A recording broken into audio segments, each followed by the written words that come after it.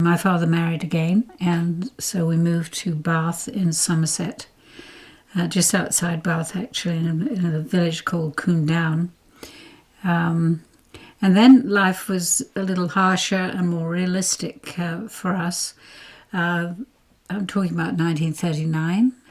So with wartime, the servants that we'd had in the house, they were called up to munitions factories and so on, or went into the armed forces.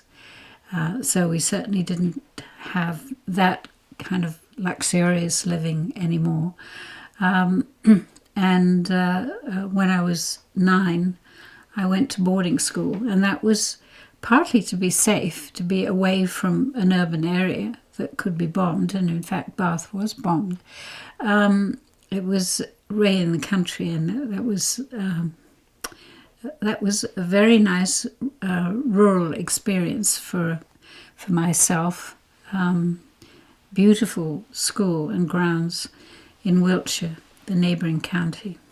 It was a small boarding school, and it was the most beautiful country house that had been turned into a school. In fact, is still a school. And the beautiful bedroom still had the original wallpaper on, which was absolutely stunning. And they would cram as many iron beds as they could into each bedroom. The younger children, and I was younger when I first went there, we were thoroughly spoilt by the matrons. We were allowed one toy. So the matron would come around and say goodnight and would kiss the toy, however disgusting it was, and kiss us goodnight. I was there for 8 or 9 years altogether. We had riding. One of the lessons was riding, which was an option.